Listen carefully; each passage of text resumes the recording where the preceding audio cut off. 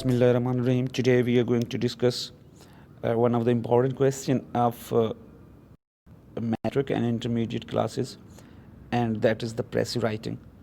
Basically, there is a question which narrates that you have to understand a passage and give answer to 2 to 3 questions, a suitable title, and also you have to write the Précis of that paragraph.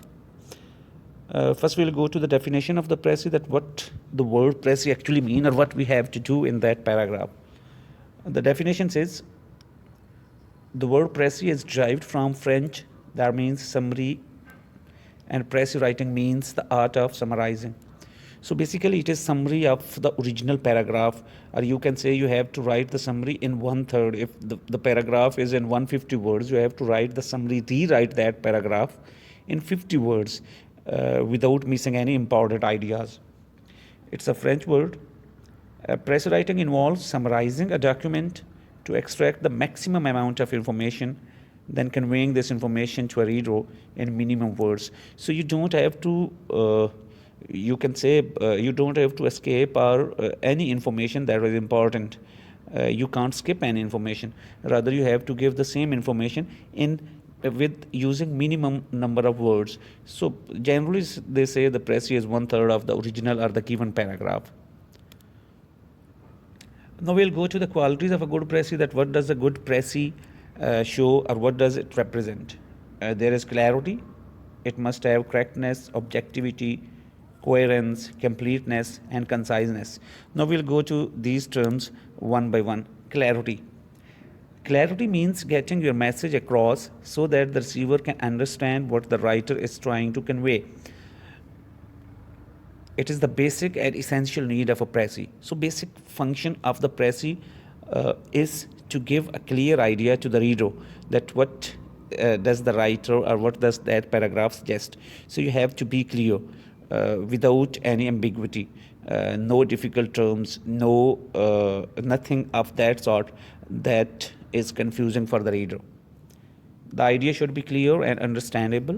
There shouldn't be any ambiguity in your writing. The writer can achieve clarity by using simple language and simple structure. So that is the basic thing of a Précis writing, that is using simple language and a simple structure. You don't have to write the sentences that have the complex structure. You can write it in simple sentences and in simple words. If your Précis is not understandable to the reader, it will lose its importance and meaning for the reader. Reader means that your examiner. You have to consider your examiner to be a layman, that who can get the whole idea of the paragraph from the words, from the 1/3 or from the short summary of that paragraph. He can understand. So you have to consider your examiner as your reader, a layman who doesn't know a lot about the language, but he has to grasp that idea. So that is why you need to have the clarity. Now there is correctness. Correctness simply means that the things are correct, things are in correct order, no grammatical mistake, no spelling mistakes, no ideas are mixed. Mistakes in your writing always irritate the reader. Of course, mistakes are never intentional. Even so, there is no excuse for them. Even if your mistakes are not intentional, you didn't intend to make any mistakes, but even then it is irritated. It is irritative. The reader gets irritated. You have to consider yourself to be a reader, and if you are reading a piece of language, a piece of something, or a piece of essay, and that has the mistakes in it, those may be the grammatical mistakes or the spelling mistakes, you get irritated. Same is the case with the examiner who or the paper checker who is checking your paper.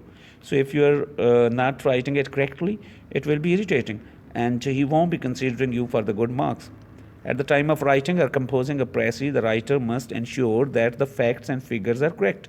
So whatever you have to write in your Précis, that needs to be correct.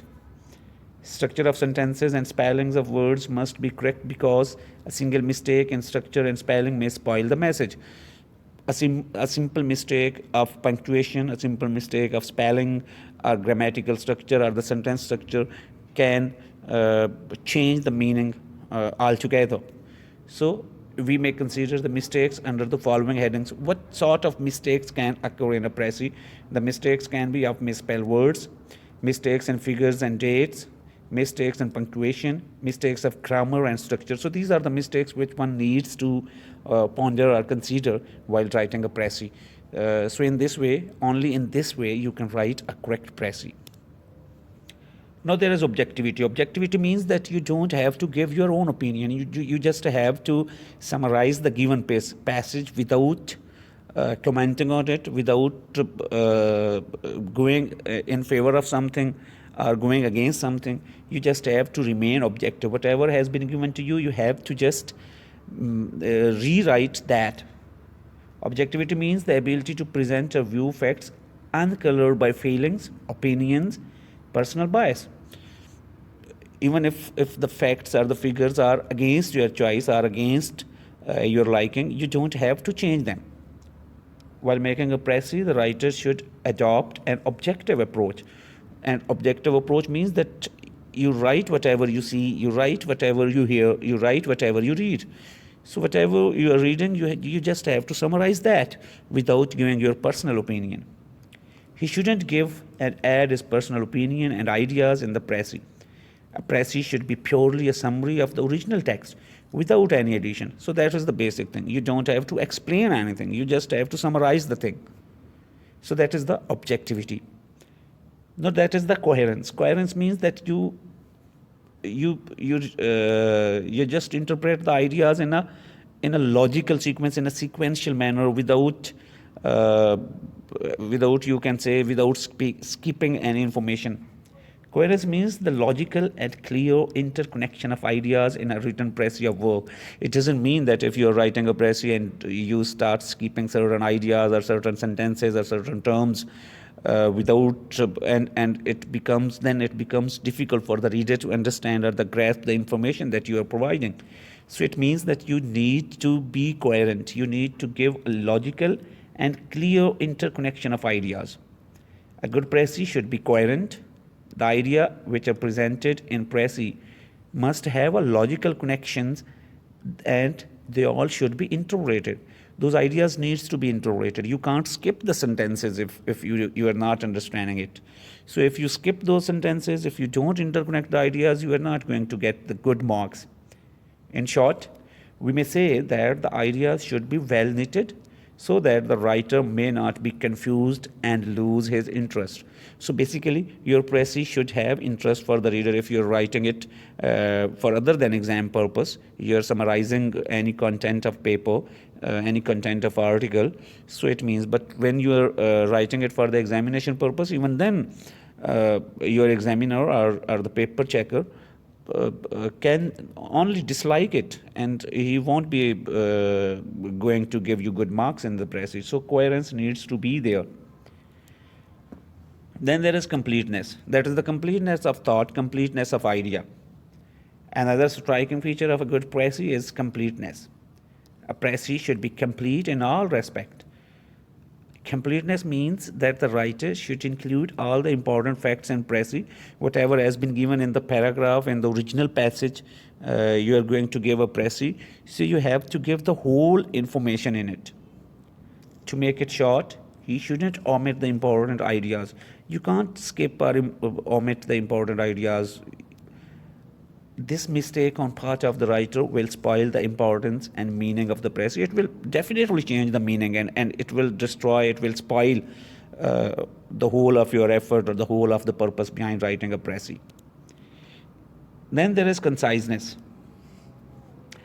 Conciseness means the brevity, the brief, being brief and using, you can say, minimum number of words to express the maximum number of ideas that are present.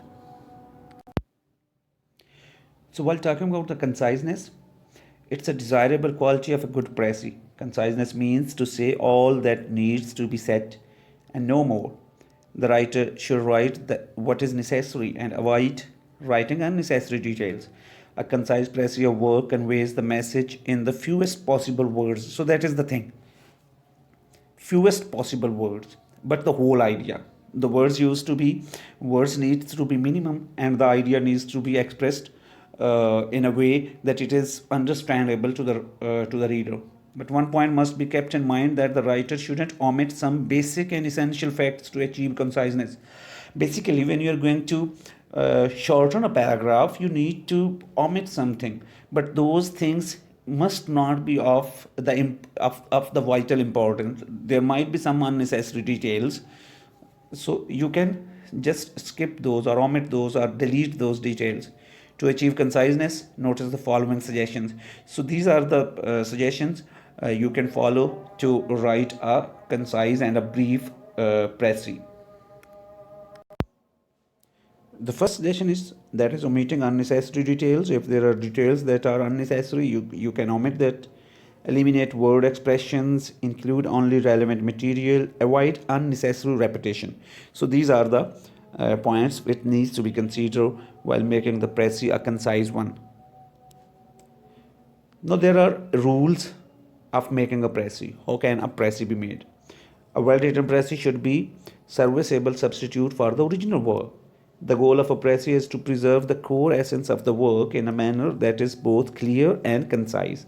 While writing a précis, the writer should follow the below given rules to make it effective piece of writing. So these are the rules that needs to be considered, or on the basis of which a précis can be written in a better way that would give you full marks. First one is that is reading carefully. You have to read the paragraph carefully before going to write the précis. Then underlining the marks, the important ideas and essential points. So in this way you can underline the important ideas, and then you can omit those unimportant one or the less important one. Then there is outline. Simply make an outline of the underlined words, like you do that in the essay writing. Then omission. You can omit, you can delete those points or those ideas which you think are not very important or which are repeated. Now, what you can't omit. While making a précis, the writer should never omit the important points. So that is the thing that we have been discussing throughout the lecture, that you don't have to omit or delete the important points. Size.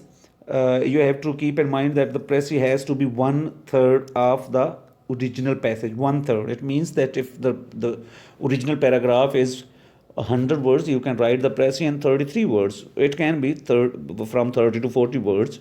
So if there is 150 words, you can write it in 50, 55, 45. So there is margin of 5 words on both the sides. Then there is indirect speech. If there are like the dialogues are written in the direct speech, or if there are sentences which are in direct narration, you have to change them into the indirect one. In this way, you can save the words. You can use it in minimum words. Tense and person. It should be written in the third person and past tense. In the case of universal truth, the present tense should be used. So it has to be written in the past tense. You don't have to say that in the third person as well. I and we and you, like that is the first person. You have to write it in the third person. He, she, it, and they. Own words. A précis should be written in your own words. Try to write it in your own words. Don't give the words as has been given in the original paragraphs. It will just create an impression that you haven't prepared, or you weren't prepared for that. And the writer should abstain from borrowing words from the original passage. So try to change those words which have been given in the original passage. When you will make an outline, when you would try to write a précis by yourself, you would definitely use your own words. So try to use your own words. Précis of a dialogue. If there is a dialogue, that is again like a narration. If there is direct narration, you have to write it in indirect form. If there is a dialogue, you should have to express it in the form of narrative. You have to write it in indirect form, and it would be in the form of a narrative, means it in the form of a story. You don't give the dialogue, but you have to give the story. Objective approach, that we have already discussed. You don't have to give your own opinion. What you need to do is to apply an objective approach, adopt an objective approach without using personal bias, personal ideas, personal liking or disliking. One paragraph Pressy needs to be two or more paragraphs in the original text, while making the Pressy try to write all the ideas in one paragraph. So that is the core of the matter. If there are more than one paragraphs, you have to write it in one paragraph. Rough draft, make a rough draft omitting all unnecessary ideas. Then you can make a rough draft more than once. Make a rough draft and try to consider that if you have, then read it and think if you have committed any mistake, the mistakes that we have already discussed, mistakes of grammar or the punctuation, or have you omitted any important ideas, or have you presented the ideas which are not very important. Then the final draft, you can make rough draft more than once, and then the final draft, having read the rough draft and pointed out some mistakes which may be found in the rough draft, the writer can prepare the final draft. Now you have to make the final draft, the Pressy that you are going to present to the examiner. So that was all about Pressy writing.